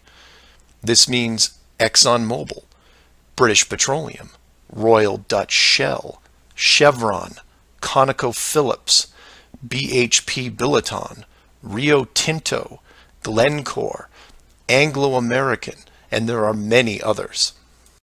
Find anyone in these companies and make inquiries about their prospects in Antarctica. Send them the link to the Admiral Byrd interview and ask them why, if there are no environmental conflicts regarding oil, gas, or mining, why aren't they allowed to even petition the idea, even when the world's energy resources are dwindling more every day? Put the sound of money in their ear. They may not be able to break through the decades of red tape laid out in front of them, but it will create a buzz from a different side, the motivation of greed, and of pristine resources just begging to be harvested. And finally, to preface the third statement, I need to thank all the people who have sent me stacks and stacks of biblical scripture, asking me to stop dancing around the title of the flat model and call the structure what it really is. And you know, they have a point. I have put myself at a distance because I want to reach people who are outside of religious faith and even outside of general conspiracies. But for all those spiritual groups who have contacted me, I can now, however, say with conviction that this third statement is this: they are hiding God. Despite what labels I put on the flat model structure, the oldest names are from the oldest texts, one of those being called the firmament. If the firmament was indeed discovered in 1956 and it was deliberately hidden, then the ruling authority not only hid the structure, but evidence of the builders. And by builders, I mean creators, and by that, I mean what people define as God. Hiding God could be considered one of the worst ideas of all time. And if you are a person of great or small faith, you have a vested interest in any evidence that would solidify and vindicate your years of dedicated service. If a structure was found that had, for all intents and purposes, the handprint of God on it, then the ruling authority has no right to keep it from you. There are billions of people on this world who have personally dealt with the concept of God and would like to know for sure if these beliefs are well placed. Or, in short, you want to know the meaning of life. It's out there, and it's been hidden from you. Your motivation is clear. Go to your church leaders, your congregation, and tell them science probably found evidence of God in 1956 and decided to keep it a secret. If you know people of religious power, send this up the ladder. Get the word out and see what comes back. Between these three statements and questions, people will talk to people who will talk with others and eventually reach someone who knows. This isn't a grassroots or groundswell movement that takes a long time, because the system that has been used to mold and control you these past years has been based on speed, and by that I mean real time. All it takes is a single video, a memorandum, one whistleblower, one key person, and everything changes, not in months or weeks or days, but hours. And in those hours, everything changes because of the speed. People all over the world wake up and look at the sky with new eyes, and things start to get better. One person, that's all it takes. One person to come forward and share what has been hidden for so long. Maybe someone who is tired of all the games. Maybe someone who has gone year after year burdened by such a heavy secret. Maybe you, who are listening right now, who is looking for a reason to come forward. This is it. And if you don't want to walk into the light and be the hero, I understand. But if you can't, for whatever reason, then be anonymous. share the message, and help us make this world better, because it can be better. For everyone else, give this person an opening. Give them the opportunity, and give them the support they need to help reclaim what's left of our civilization, because we need it now more than ever. I will keep spreading the word for as long as I can, in hopes that everyone that hears it starts seeing things with new eyes. And I encourage each of you to do the same. And maybe one day we will learn to treat others better than we treat ourselves. Flat Earth Clues, Part 11, Souls in the System. This is part of a series of clues that can help you get your head around both the design of the flat Earth system we live in and who has been involved in the deception to hide it from you. This clue looks into the recent past, or more specifically, an odd but interesting piece of conspiracy lore. What I hope to show here is an example of how an enclosed system, once revealed, can change the world very quickly and in ways you may not have realized. To start, we need to go back a little ways to a controversial 2004 documentary called Astronauts Gone Wild. For those of you who missed this strange little gem, the summary is this. The producer-director Bart Winfield Sibrel went out to prove that all the moon landings were elaborate hoaxes. To do this, he set up interviews with the Apollo astronauts, giving them the impression that the interview was just routine. He then produced a Bible and asked each of the astronauts to swear on the book before the interview started. The interview was then supposed to be a series of detailed technical questions designed to trip up the astronauts. During the process, there was quite a bit of tension and some very uncomfortable moments, including one actual fist fight. Now, I'm not recommending that anyone actually go out and watch this hour-long documentary. For me, the astronauts have had to live with this guilt a long time, and leaving them alone seems like the humane thing to do. What interested me, and moreover what piqued my interest then, wasn't the unoriginal questions the reporter posed, but how the astronauts reacted to the Bible itself. None of the Apollo pilots would put their hand on it and swear that they went to the moon. In fact, most treated the book like it was made of plutonium. This puzzled me for years because it went against the basic rules of any cover-up, one of which is lie about everything. Now, the pilots of the Apollo program had done many interviews over the years, many televised, and had been going through their song and dance without really any instances of contention. So why not just go through the motions again? It is, after all, just a book, right? People lie under oath all the time. It's called perjury, and every country has an extensive system of laws and punishments to deal with it. These punishments don't seem to stop the people from committing perjury, and you can read about it almost every day. Furthermore, the astronauts were not in court. This was just a room, sometimes their own home.